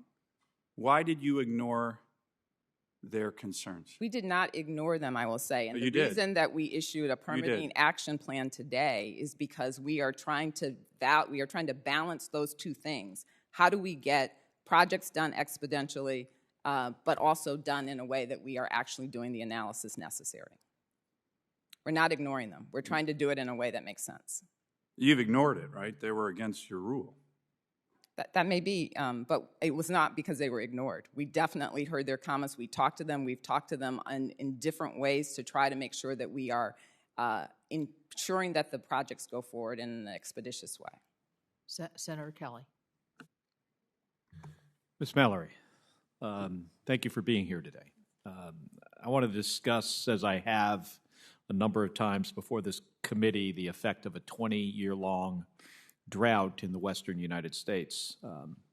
While a drought of this magnitude is unprecedented, I know that if we act quickly enough, we can advance some solutions which can guarantee water security in Arizona and the rest of the West.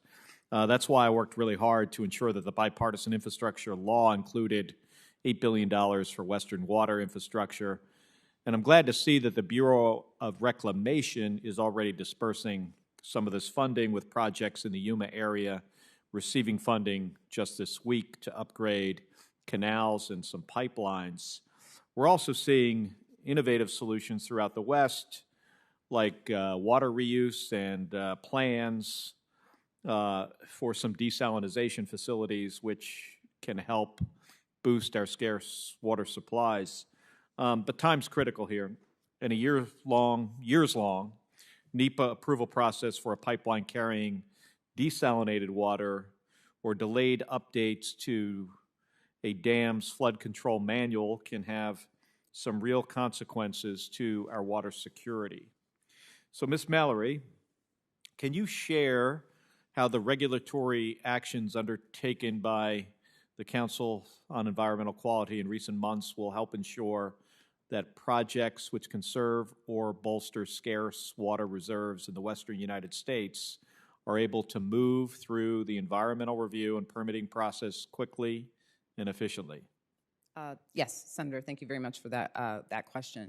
As I've been saying with NEPA, the goal of the very targeted changes that we made to NEPA last month is to make sure that we are looking at the important suite of impacts that really are going to affect a project. So, for example, on any project that has to do with water in an area where drought is so profound, we're going to want to make sure that that analysis is actually fully considering not only the direct impacts of what is being built, but also like what are going to be the repercussions of that. And so what we're doing in the rule itself was to just make sure that we get that on the table. The work that we've done in the permitting action plan and other mechanisms that the government has used are designed to help move things in the expeditious way that you're talking about, that are designed to bring the senior leadership to the table to help resolve some of the sticking points that may come up on your projects. I don't know your specific projects that you were referencing, but like the idea is that we know that there are times at which we have to have everybody engaged and involved in coming to the solutions that are necessary to resolve those projects. And those are the things that we think will help resolve your concerns. So hypothetical desal plant somewhere in the western United States requires a hypothetical pipeline to ship the water some distance. Could you give me an estimate for how long that NEPA process that you would hope that would take? Yeah. So I can't give you a specific an estimate on that. I mean, I think the goal is that we are striving to make the projects go as quickly as possible given those circumstances. Your project is obviously going to be very different than a narrow project that doesn't transgress over large areas of land and that have impacts on a number of species along the ways. Those are going to be a slightly different projects than a more narrow one. But I think the goal is to, at the beginning of the project, to identify what we think is necessary in order to complete the project, to give an estimate on what we think the timeline is going to be. That is what we're committing to in the permitting action plan, that we're going to lay out a schedule, and then to work with the parties who are involved in it to try to make sure that we can meet that expeditiously. That is our plan. The one federal decision rule, I believe it targets less than 2 years to get something through permitting. Would you expect this process to take less than 2 years on new infrastructure in Arizona that would help solve our water issues? Yeah, I mean, I guess what I would say is it depends, right? It really depends on the circumstances, whether there's other information that's available that doesn't require you to redo analysis, like there's existing analysis that can be used. The circumstances will really affect it. Our goal is to try to identify a schedule that will allow you to move as quickly as possible. And that might be 2 years. That might be under 2 years. I mean, that is the goal. And then to try to use the accountability and oversight mechanisms to keep people on track. Well, thank you. Well, I think that concludes our first round, probably. And in waiting for the chairman to come back, I will take his spot and go ahead and start with the second round that I have. In a filing to the Federal Energy Regulatory Commission last year, the EPA, quote, recommended that attention should be paid to the costly irreversibility of constructing natural gas pipelines. EPA stated, quote, an important question to consider is whether pipeline construction will lock in natural gas production and use at the expense of substitute energy sources with lower social costs. And I would remind you that according to the WHEJAC, some of those projects that would be eliminated would be the CCUS projects, the direct air capture projects, nuclear projects. I'm very concerned to see a similar line of thinking incorporated into the NEPA regulatory changes that you signed last month. Under those regulations, the government defines the purpose or need of a project under NEPA and can override a project developer's purpose. As I understand it, under the new regulations, an energy company could request permits for a natural gas plant, and the federal government could instead say, through the NEPA review, that solar generation should be developed instead, regardless of what the business case is. Would you say that's a fair characterization? Again, thank you, Senator. I mean, I think we've obviously, you know how important that this issue is for CEQ and for the president. So I appreciate the attention that we're getting. I guess what I would say about that particular provision, what we were trying to address is the reality that various factors go into identifying what is the reasonable alternative or range of alternatives that should be considered. And what the previous administration did is they made a change that made that made that scope very dependent on what the applicant said it was. And I think all we're saying is that this is sort of a public statement. This is what the agency sees as the available reasonable options that should be analyzed, even if it would mean that this particular applicant isn't the applicant who would do the permit. So I don't know, the answer to your question is the circumstances really would depend, but that sounds to me like that is, that something like that would be different than what I would expect the agency to ask. Oh, yeah, it's funny. From what your explanation was, it sounded to me like the answer to that was yes, that the determination could be made that the applicants or the applicant's idea or purpose could be to provide more power to a certain area, and that the method by which that's delivered through the through that developer's and private entity could shift. But I'll shift to another question here. One of the key project delivery provisions of IIJA, I talked about this, was the codification of one federal decision for major transportation projects. In today's fact sheet on permitting action plan, you state that the IIJA's provisions, quote, enhance efficiency, accountability, and predictability, and will provide the tools needed to ensure timely and sound delivery of these historic investments. You seem to recognize that the critical role one federal decision plays in the environmental rule review and permitting process.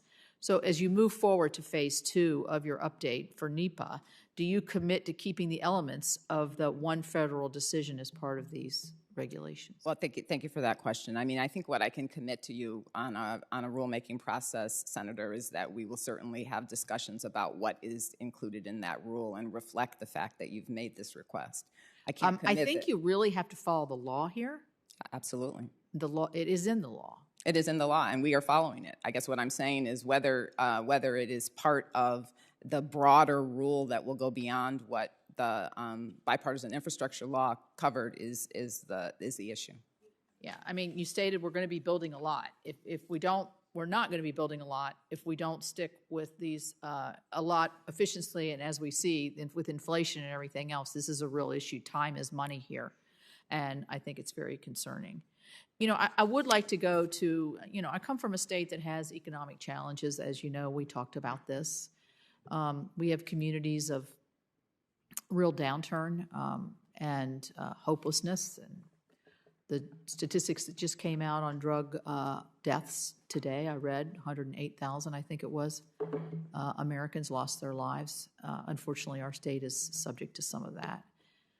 I think that a broader view of what's going to bring people out of poverty needs to be taken here by the administration. I understand the clean air and the clean water, and that is what we all want. But at the same time, to exclude a highway expansion, a community might not have a way out. I know certainly in Senator Sullivan's case, in many of the communities in Alaska, they have no infrastructure to get to move, to progress. In some cases, both on the water and on the transportation. So I think a broader view of how this can open up communities and pull people out of poverty, which is ill health and everything else, drug addiction and everything else that goes along with that sometimes, is what I think a lot of us are trying to make the point that you can't exclude communities who have been treated poorly and that we want to have them treated like the golden rule, you have to have all the options on the table here. And I know you said we got to listen to these communities, and I know you're listening to the communities, but there's conversations that go on with the communities who want to have cheaper energy, who want to have the availability of power costs that are going to be reliable and that are going to be there for them and for their children when they grow up in and around. You know, I'm from a small area. A lot of our folks don't want to move from where they are. So the solutions, I think that's the frustration that I feel as listening to the testimony is the narrowing of the view of it almost gives me an impression of I know better what's for you than what you know is for good for yourself. And so I would just ask you to kind of take that thought with you as part of my impressions today. Thank you. Yeah, well, so thank you, Senator. I appreciate your making those comments. I mean, first of all, I just want to be clear again. I feel like people are equating all of our views with the views that were expressed to us by the environmental justice advocates. And we believe that those are views that we have to consider along with other views as well. I mean, I think that we're not just limiting what we think and how we behave simply to recommendations. We are trying to make sure that those recommendations are part of the process of thinking how we move forward. But I am making an effort, and I think other members of the administration as well, to get out and reach out and talk to all communities. It's not like just we're simply limited to our experts that are, interacting with us through the advisory council. I think in our interactions with other people, we are listening to other people and we are hearing different views. I mean, this is a big country, and in different regions, people have different ideas about what's the best approach, and I think we're trying to take all of that into account. Thank you for presiding over this hearing while I had run and vote. I think we have some more votes coming up. This is my second round, and I would like to lead it off by giving you the opportunity, if you want to respond to some of the questions that Senator Sullivan raised that you may not have had a chance to respond to earlier. If you want to take that opportunity, it's yours.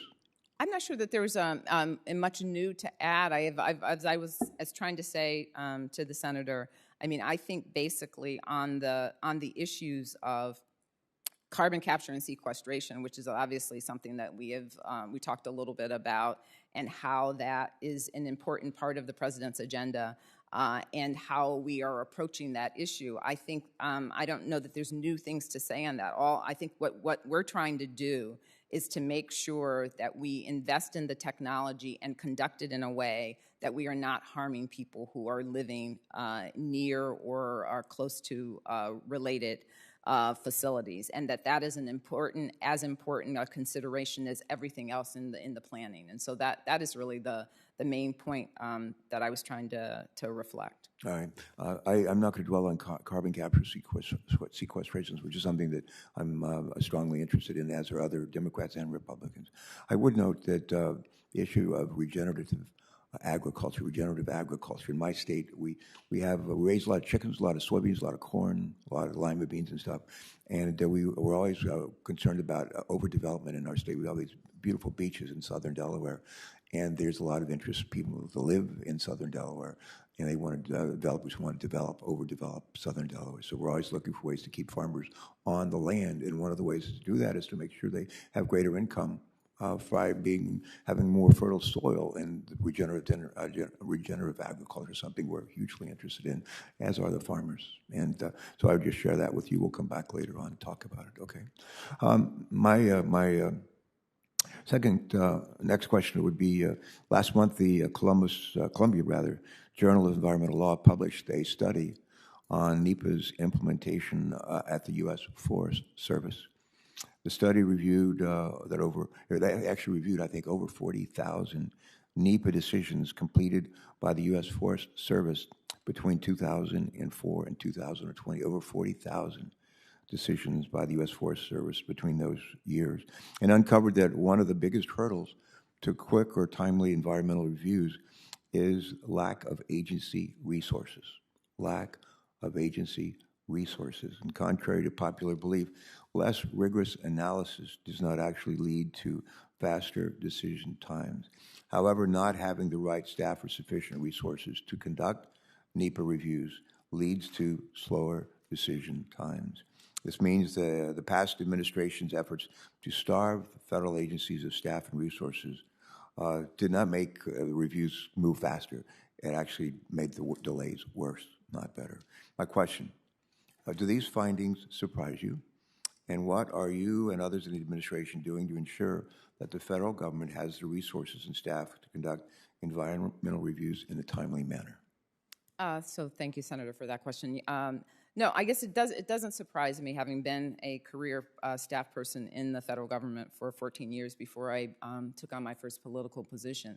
I think what we know is that agencies are going to work to whatever you establish for them as the goal, and what gets cut is the quality of what gets done. And that is why I think we are trying in the action plan, one of the key pillars of that is to try to make sure that the agencies are assessing what their needs are and deploying the staff in places that are necessary, or at least working as a federal team to try to help each other, if you will, like to work in a way that we help each other so that the resources that are necessary in order to conduct the whatever is necessary for the permitting is available. And that is part of having the leadership in regular interaction around our permitting progress. All right, second question. Given that this involves state and local governments, given that state and local agencies implement so many federal programs, what guidance, technical assistance, and support do you anticipate providing to our partners at the state and local level with permitting action plan? And in your answers, if you can clarify something for me, I'd be grateful. In the action plan and recent rulemaking, did CEQ roll back any of the timelines for decision making? Do you roll back any of the timelines for decision making? And also, are the changes intended to delay the investments we're making in the bipartisan infrastructure law? I don't think that's the case, but I'd like to hear it from you directly on this issue, please. Yeah. So first of all, on the action that we just took recently, it was 3 very targeted actions that did not affect the timelines or the one federal decision process or any of the kind of, in some ways, efforts that were specifically efficiency focused. That was not covered in our most recent rule. I think on the question about the resources and what we need to do there, the action plan itself is designed to help us or make the connections with the state and local entities who are very active in actually implementing the rules. It does not say what specifically we're going to do, but we identify that as an area in which we have to get together with preferably like a national level bodies that are coming from cities, like the League of City Voters. That's not the right name. That work kind of at a that work at a level where they're representative of both states. ECOS is an example of a body that we would envision kind of creating a relationship with that to help figure out how we can best work together with states, because we can improve our part, but our part is only one part. We can get the funding necessary to do our part, but then ultimately for a lot of the projects, it's really important that the state and local entities be able to also do their part. All right. We've just been joined by Senator Wicker, and I'm willing to, and prepared to yield to him if he and Senator Sullivan are okay with that. Let me ask another unanimous consent request of my colleagues. I ask unanimous consent to submit for the record a congressional research report entitled "The Role of the Environmental Review Process in Federally Funded Highway Projects, Background and Issues for Congress." That's a mouthful. Which concludes that environmental reviews mandated by NEPA do not result in infrastructure projects delays when early stakeholder engagement is part of the project planning process. And I think I should yield to Senator Wicker. Yeah, Senator Wicker. Mr. Chairman, I would defer to Senator Sullivan. But I'd never do that. He has not yet voted, and I have. Okay. Yeah, I'm getting screamed at. Go, But Senator this is Sullivan, go ahead. this is too important for me, so hopefully. Second bite out of the apple, go right Hopefully ahead. they'll keep the vote open for me. So, Madam Chair, I'm expressing frustration on, I'm not trying to be rude to you, but, this administration, the Biden administration, has issued 22 executive orders or executive actions solely targeting Alaska. 22. Guarantee you they're not doing it to Delaware. And my constituents are up in arms because it's targeting their livelihood. It's targeting their access to federal lands. Deb Haaland, Secretary Haaland, was in Alaska 3 weeks ago. She meets with the Nupiat people of the North Slope, who every single one of them said, no more regulations to lock up our lands. She smiled, nodded. She got back in 72 hours after her return. She issued a giant executive order, taken, as I mentioned, half of the National Petroleum Reserve of Alaska off the table, and had the audacity to put in their rule that they were doing it because the Inupiat people wanted their subsistence right protected. She had just met with them, and that's not at all what they said. It was an insult. So I'm very frustrated, and I'm frustrated on behalf of my constituents. Senator Kelly's question, I'm sure you know, the average EIS takes almost 4 years. That's average. 1/4 of all EIS takes 6.5 years. Do you think those timelines are good for our country?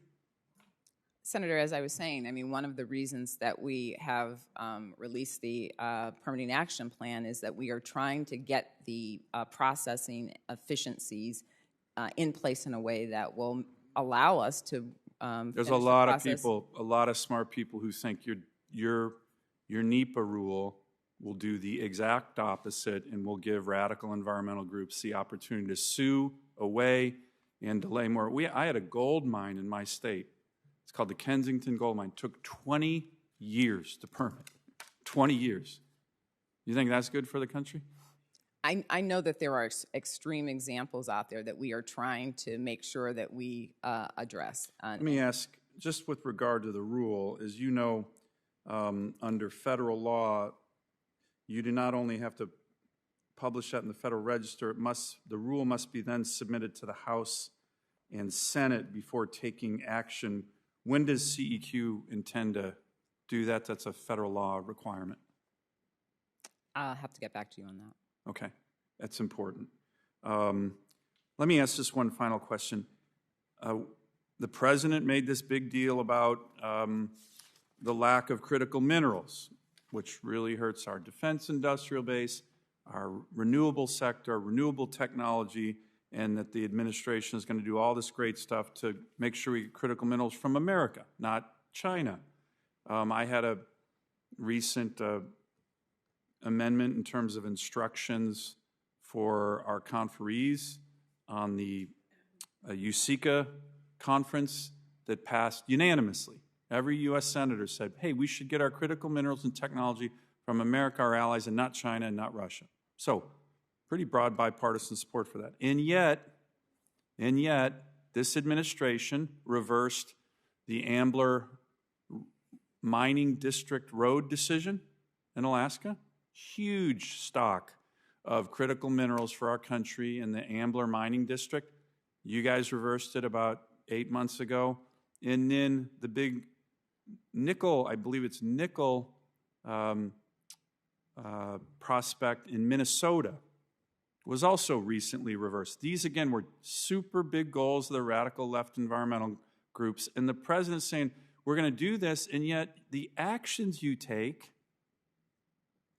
the clear actions, are harming America's ability to actually mine and process critical minerals. That's two examples, Minnesota and Alaska. So what is CEQ's role to oversee the administration's implementation of addressing the shortage of critical minerals that we need desperately in our country across the board, including for EV technology and batteries and military issues as well? Yeah, so thank you, Senator, for the question.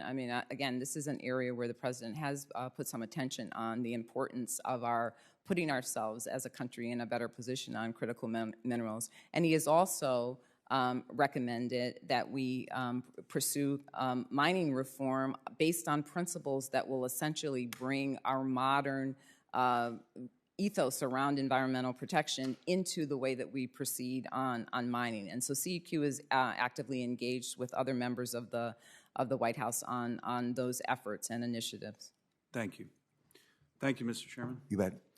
Senator Rucker, thanks for joining us today. And before you go forward with your questions, let me just make another unanimous consent request, and that is I ask unanimous consent to submit for the record materials that show that U.S. oil production continues to recover despite claims that the Biden administration's actions have slowed drilling. All right. And without objection, that's so ordered. And with that, Senator Rucker, you're good to join us. The stage and the floor are yours. Thank you, Mr. Chairman, and I look forward to that document, to seeing that document that you just entered by unanimous consent. Madam Chair, thank you so much for visiting our state of Mississippi, and thank you for meeting with me earlier today about a grave problem, man-made flooding problem that we have in the South Delta concerning the Yazoo pump project. I very much appreciate that. You visited our state in February. In a nutshell, can you share with the committee what you learned? Yes, well, it was a several-day trip in Mississippi with Secretary Holland, who basically was looking at some historic sites in the area as part of a direction from Congress. And so it was my opportunity to visit the Medgar Evers site, to visit the area that was involved in the killing of Emmett Till. And then we saw another site that was related to those two projects. And then I left her and I joined the Corps of Engineers, and we went and we visited the Yazoo pump area and the Corps. Let me just interject that all of those sites are very important to me also, and so I'm glad you did. But specifically, you were about to get to the... To Yazoo, yes. So, and the purpose of that meeting was because obviously there is action that was taken by the Environmental Protection Agency that reinstated basically the 404C veto that had been used over that area. And so we are at a place where the question is now what? What do we do about what has to happen in these in this area in order to address the regular flooding that is occurring for communities, and to make sure that we're doing it in a way that that balances with the eco concerns that have been raised previously. And so that was the point of my seeing the area and having a chance to hear from the Corps experts on what they thought that the issues and opportunities were. Good. Well, I realize I asked you a very general question, but you saw the area where the recurrent flooding takes place. Is that correct? Correct. And it is indeed a man-made problem caused by a project built by the federal government. Is that not correct? That is correct. Yes. Well, thank you so much about that, and also thank you for meeting with me earlier. As I have already said, I think we agreed that a schedule has been pretty much finalized concerning getting all of the relevant agencies together and moving by the middle of July. I do appreciate that, and I appreciate your assurance that you'll get a copy of that schedule to me. And you are planning to do that, are you not? That's correct. Yes, ma'am. And then I think there's a two-pager where you and other agencies that are involved in this have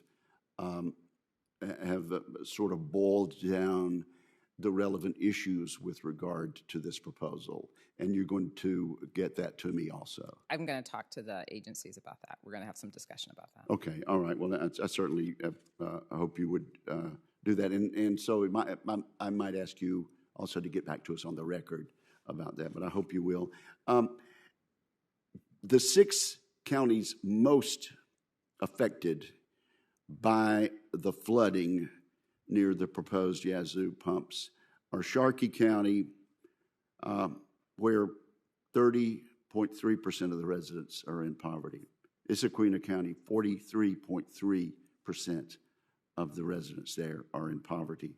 Humphreys County, 33.3% of the residents in that county are in poverty. Yazoo County, 31% of the residents are in poverty. Warren County, 19.2% of the residents are in poverty. The best one of the group, but still way too much. And Washington County, 27.7% of the residents are in poverty.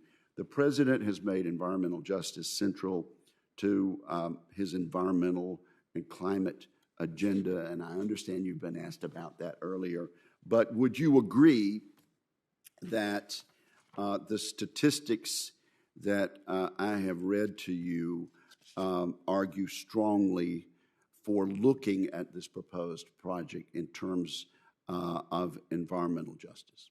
Well, I will say, Senator, that is actually one of the things that's high on my list of follow-up on this project, because I have not yet had a chance to talk to the communities or even community leaders about either the project or just their own situation. And so that is something that is definitely on my list of things to do on this project. Okay, and I think we agreed in our meeting earlier, which again I appreciate so much, that maybe some weekend soon, a long weekend, a break, or during the August break, at least by then, you might facilitate a team coming down and talking to stakeholders and the low-income populations who are very much in support of this project, the minority populations who are in support of this project. So I appreciate you working with us. I think we're on the road to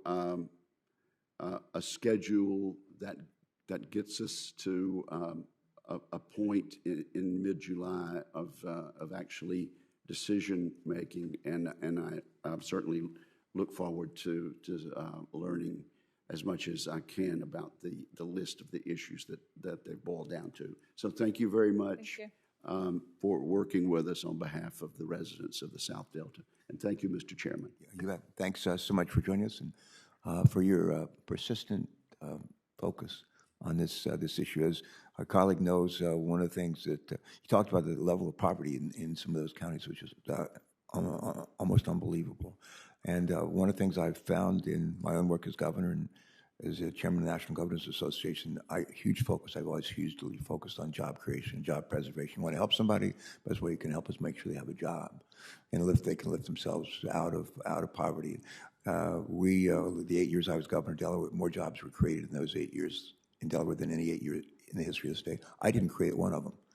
We helped create a nurturing environment for job creation, job preservation. And one of those factors, like workforce is important, tax is important, the reasonable regulation is important.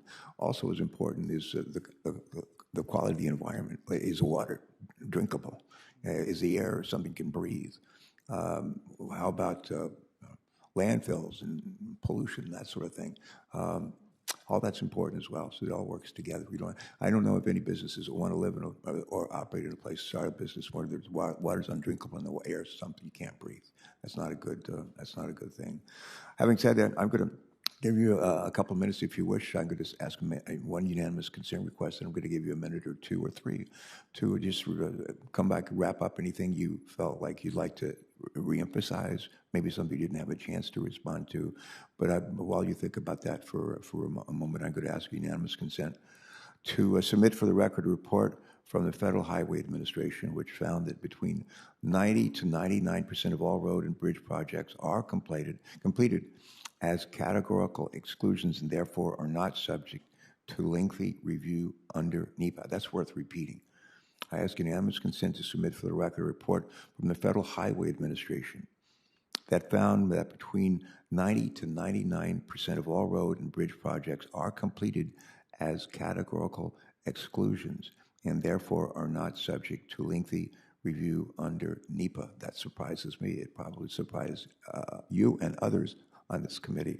All right, that being said, I have something I'm going to say, I call it boilerplate right at the end, but I just want to give you the opportunity, maybe something you didn't say, didn't have a chance to say, question wasn't asked you wish had been.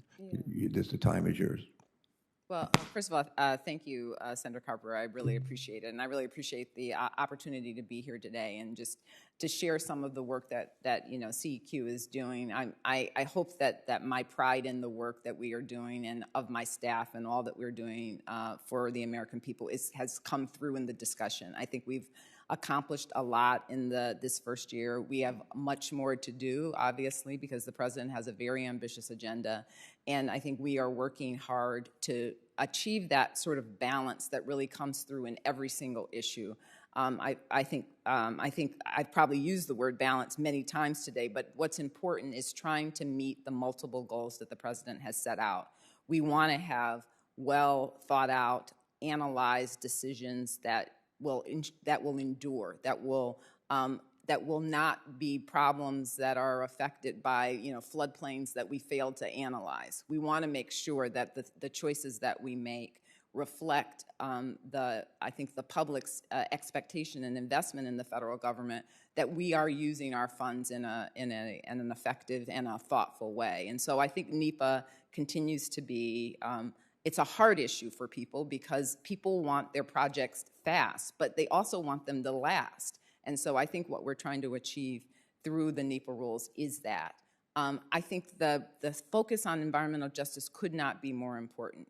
It is central that we reset the way in which we look at our approach to communities, our willingness to bring them into the process early, our willingness to make sure that they are part of our decision making. That doesn't mean we're going to agree on everything, but I think we ought to be working in a way that we're trying to minimize the impacts that people are feeling, even if we don't agree on an actual technology or an approach. But we should be trying to set things up so that people are not suffering because of choices that we're making. And so I think that continues to be really important in the work that we're doing. We didn't get into a number of areas that CEQ is working. We didn't talk much about sustainability today or a lot of the work that's going on in the conservation area, but I can just assure you that we are pursuing all of our issues with that same focus. Like, what is going to benefit the American people under the agenda that this president has set? How do we do it so that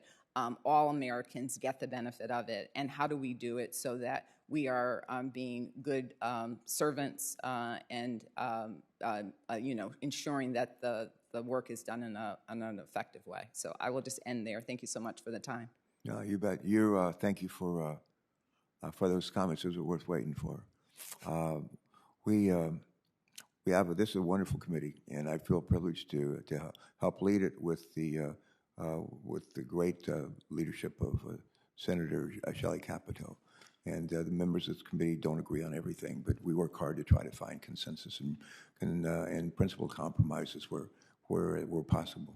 It's important. I use the term phrases often. We can walk and chew gum at the same time, and that thought comes to mind as we discuss some of these difficult issues. But thank you for not only for coming today and for joining us and sharing an update of what y'all are up to at CEQ and the important work that you and your team are doing.